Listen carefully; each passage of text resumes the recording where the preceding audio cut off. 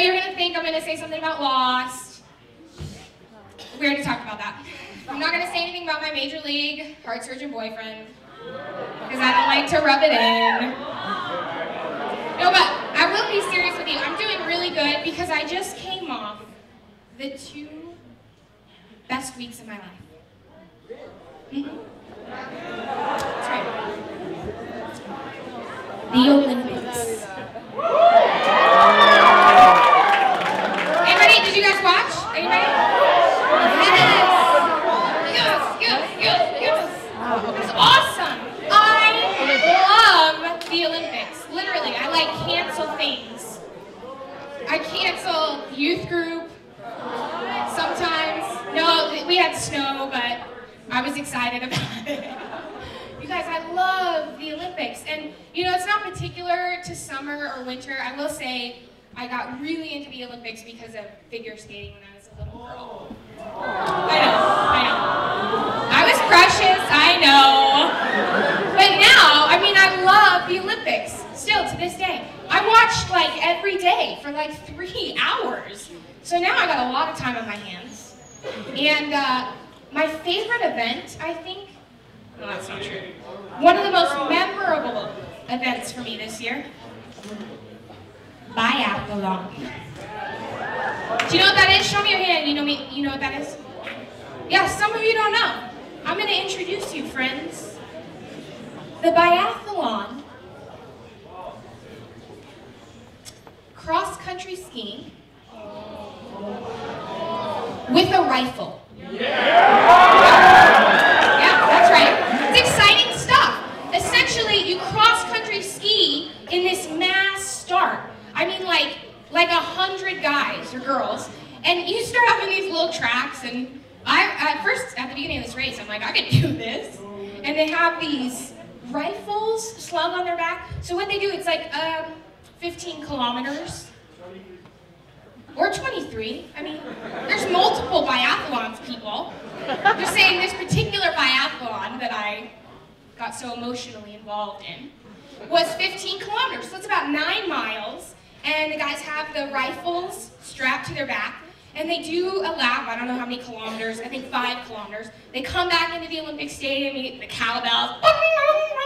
Does that sound like a cowbell? In my head, that went better. So they get really excited when they come into the stadium, and they come into these they shuffle into their spots, they like pull in, change their skis maybe, and they have to do 4 times. They have to do this range shooting with their rifle, twice like standing up, and twice they have to like get on their belly and shoot. What is that? And they are shooting, what? Prone position?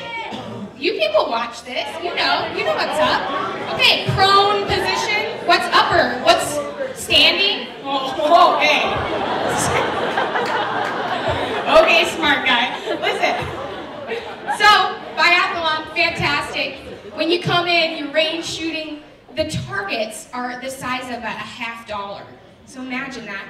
They have to hit 5 of them, okay? If you miss one, you have to do an extra lap around the stadium and then back to the 15-kilometer race. Anyway, it's phenomenal. And, you know, slowly but surely the pack's kind of breaking up and there are people like taking the lead. And towards the end, they start, you know, they do like athlete bios. Like sometimes they'll cut away from the race or the event and they'll use like this sappy music.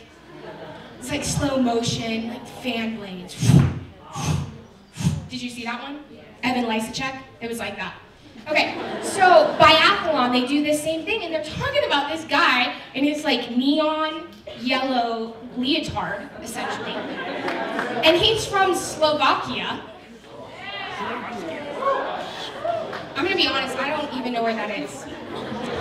So Slovakia apparently is really in the medals race for biathlon, and they've something, you know, some crazy story like they've never won a Winter Olympic medal, or like his grandmother just had her leg amputated. It was something really out there. And so by the end of the story, you're like cheering for this guy, and he comes across the finish, he like slides his ski, and he gets the bronze.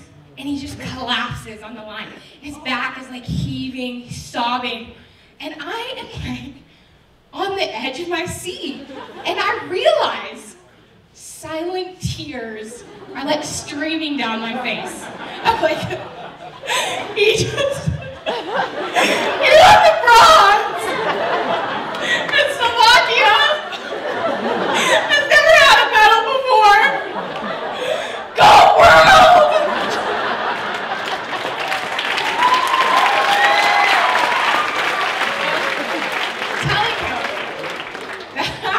Go world is like my Facebook status for 2 weeks. I just love it. Those Visa commercials, you see those? Anyway, so as you can tell, big fan of the Olympics. Anybody a big fan of snowboarding? Did you catch that? Whoa! Here we go, Shaun White, right? Back to back gold medals, okay? So I don't know if you missed this. Let me recap this for you in about 30 seconds. Shaun White throws down his first run. There's all this talk about the double McTwist 1260. Don't be intimidated by my knowledge of the sport, okay? Just stay with me, okay? So he is gonna throw down this jump, okay? He drops in, again with the lingo, drops in the half pipe, does this run, phenomenal. I mean, outscores everybody by a mile. Doesn't even do the 12 McSixty. That's what Shaun and I call it when we're talking about it. The double McTwist 1260, okay? He doesn't even do it. So he's in first position, so he goes last on the second run. Everybody drops in, they have their runs.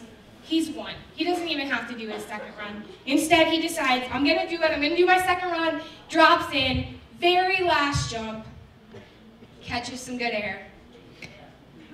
Double McTwist, 1260, lands it. Nobody's even doing this trick. He invented this trick. He owns a half pipe in the mountains that you have to fly in on a helicopter to access, okay? People want to be Shaun White.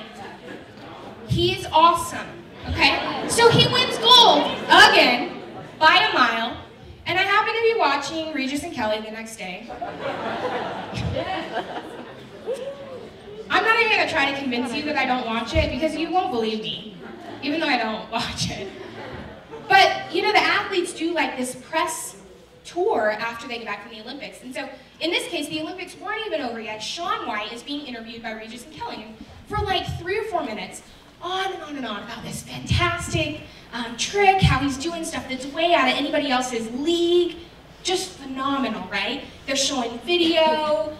They're just praising him up and down. In the last like 30 seconds, they get really serious and they're like, so Shaun, 4 years, coming back, another gold medal, 4 years. And it's like Shaun White's face, to me, maybe I'm just hypersensitive, I don't know. But it like sucked all the joy out of that moment, you know? Seriously, I mean, the Olympics are not over yet. And it's like his gold medal doesn't count for anything because it's not his anymore. The games are gonna be over, and in 4 more years, that gold medal is gonna belong to someone else. Unless Shaun White spends another 4 years training, killing himself to earn it again. But it's like, do you ever just get that sense? Like, just nothing lasts.